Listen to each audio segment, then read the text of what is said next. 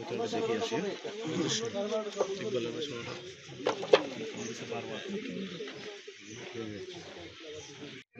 নেওয়ার পরে বলতেছে আপনার যাওয়ার সময় একটা টিচারই যেন ওই যে করে যান যে সব কমপ্লিট আমরা তৈরি করতেছি আপনার শুধু আছে একটা টিচার দিবেন আপনার। আমরা মানে সকালে শুনেছি যে এরকম একটা দুর্ঘটনা ঘটেছে এখানে।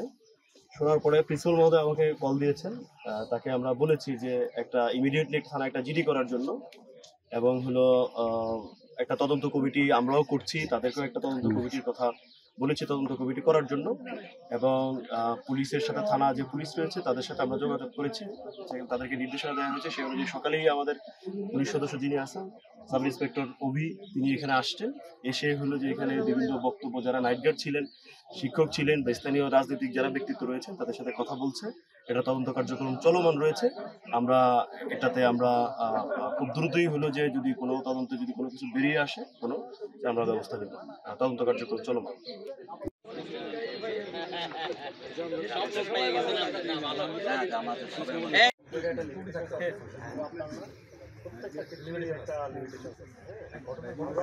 আমরা লিমিটেশন দিয়ে কথা বলছি না, আমরা বলছি যে আপনার রাতে দুটোই দিচ্ছে, দুটোর পরে সে আপনাকে জানায়নি, রাত্রে জানেনি।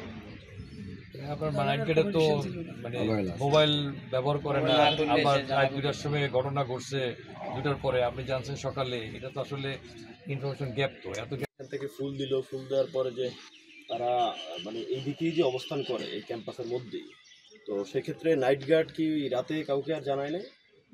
রাত্রে নাইট গার্ড রাত 2টা, তার কাছে সে ফোনও নাই। 2টার পরে হয়েছে, 2টার পরে হওয়াতে আমার নাইট গার্ড আসছে, লাইট নিয়ে আসছে।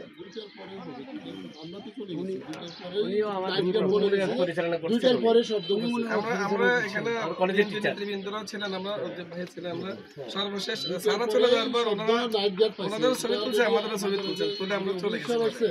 নোট করে নিয়ে গেছে 2টার পরে নাইট গার্ডের তথ্য নিচ্ছে, 2টার পরে বিষয় জানাই সকালে আমরা নামাজ পড়তে উঠছি, জি না সকালে নামাজ পড়তে উঠছিলাম, তখন ওই পানি ছিল না, মোটর দিতে এখানে আসছিলাম আমি স্যার, আমরা মোটর দিতে এসে এবারে এদিকে খেয়াল করে দেখি একটা দাঁড়িয়ে আছে, এবারে দুইটা না, তখন আমরা আসলাম তালা খুলে, আমাদের নাইট গার্ড বিল্ডিং থেকে ডাক দিচ্ছি, তো উনিও আসছেন। এরপরে আমরা সাথে সাথে স্যারকে নক করছি, প্রিন্সিপাল স্যারকে, স্যার এই ঘটনা।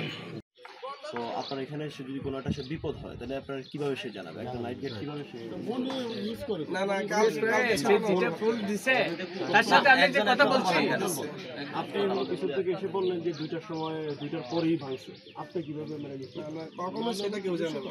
গতকাল রাতেই কলেজের শহীদ মিনারে এবার কারা শহীদ মিনার ভাঙচুর করেছে, আমরা সেটা পরিদর্শনের জন্য বাংলাদেশ জামাত ইসলামী চট্টগ্রাম উপজেলার পক্ষ থেকে আমরা এসেছি। এখানে আমাদের মোটামুটি স্থানীয় নেতৃবৃন্দ সহ সকলে উপস্থিত আছে। তো আমরা সকালে খবর পাওয়ার পরে আমাদের নেতৃবৃন্দকে আমরা অবহিত করেছি, নেতৃবৃন্দ ইতিমধ্যে এসেছেন, আমরা থানা পুলিশকে অবহিত করেছি, ওসি সাহেবের সাথে আমাদের কথা হয়েছে, ওনারা ওনাদের টিম পাঠিয়েছেন এবং ওনারা ভিজিট করে গেছে। আমরা সশরীরে ভিজিট করে গেলাম। আমরা যে বা যারা এই ঘটনা রাতের অন্ধকারে ঘটেছে, আমরা এই ঘটনার তীব্র নিন্দা জানাই। আমরা প্রশাসনের নিকট দাবি জানাবো এই ঘটনার সুষ্ঠু তদন্তপূর্বক যারা ঘটনার সাথে জড়িত আছে তাদেরকে দৃষ্টান্তমূলক শাস্তি আদায় আনা হোক। এবং এটা আমাদের শহীদ মিনার আমাদের অস্তিত্বের প্রশ্ন, এটা আমাদের জাতীয় জীবনের চেতনার সাথে জড়িত। সুতরাং এটার সাথে যারা ঘটনা জড়িত আমরা তাদেরকে দৃষ্টান্তমূলক শাস্তি দেওয়ার জন্য প্রশাসনের নিকট জোর দাবি জানাচ্ছি। জামাত ইসলামের পক্ষ থেকে এটা তীব্র নিন্দা প্রতিবাদ জানাচ্ছি।